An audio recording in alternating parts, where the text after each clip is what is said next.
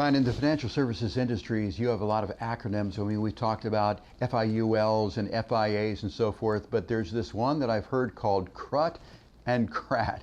Can you define what those two things are for us? Yeah, these are charitable gifting strategies, so I'll try and break these down best I can. They're somewhat complex.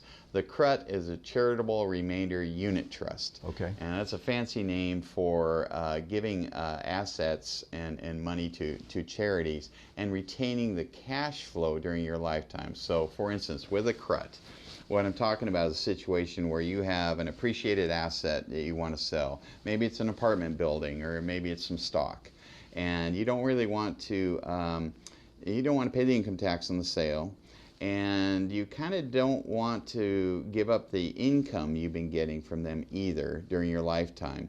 But upon your passing, you're okay leaving that asset, whatever's left of it, to the charity.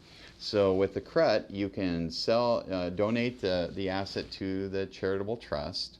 The trust then sells it, reinvests in other investments, and you get the income or a set percentage from those investments for the rest of your life.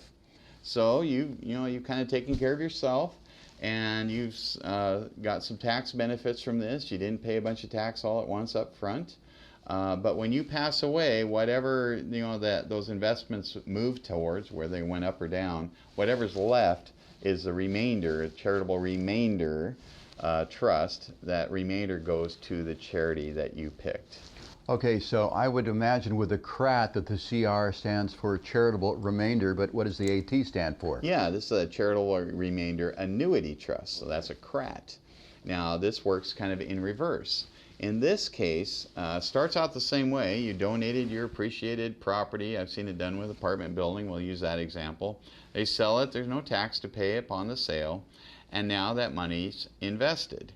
Now, in this case, this investor says, I don't really need the income during my lifetime. So rather than me getting income for my lifetime and leaving the remainder to a charity, I don't need the income during my lifetime. I'd like the charity to get that income during my lifetime. But upon my passing, I want whatever's left in that account to go to my heirs. So in the first example, you got the income, charity got the asset, the heirs didn't get anything. In the second example, you didn't get anything, but the charity got the income and the heirs got the asset at the end. So they're just a reverse of each other. Somebody doesn't get something in all of these. So with the CRAT as the person that's setting this up, you're not going to receive any benefit. Your heirs and the charity will. With the CRUT, you would receive the income, so you receive benefit. The charity receives benefit. Your heirs do not. What sort of person would this CRUT and CRAT strategy be best suited for? Well, anybody with a highly appreciated asset, such as real estate or stocks. But we've talked about donating things directly, but here's a way that you can kind of do a partial donation.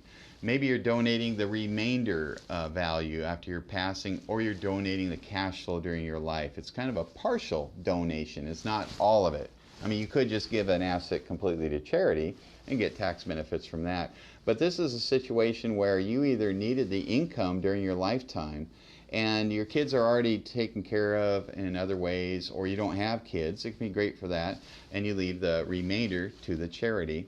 Or a situation where you've got substantial income, but you still want to leave money to your kids, but benefit the charity. So it's just a way to give annually to a charity through that the Charitable Remainder Annuity Trust, but not pay all that income tax up front from selling the assets. So it kind of involves a lot of different things: a tax savings on appreciated asset, whether you need income or you want the charity to have it, whether your heirs need more assets or that you want the charity to have it. So it's a little more complex.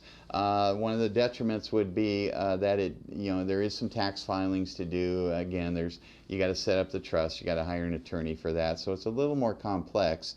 But sometimes when we have a complex situation, complex answers are what happens. Brian, can you give me an example of a client that you've helped using this strategy? Yeah, I had somebody, as I mentioned, the apartment building. They wanted to sell their apartment building and just kind of set up their own, essentially, annuity for the rest of their life. So they picked a particular percentage in this case.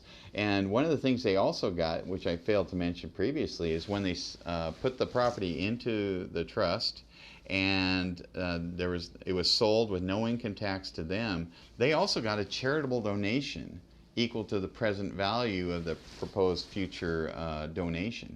So they got money now back from the IRS and paid no income tax on the sale of the property. Then they received monthly checks for basically the rest of their life, and there'll be something left over at the end when they pass away to go to their charity. Brian, thanks for telling us more about CRUTs and CRATs. You got it.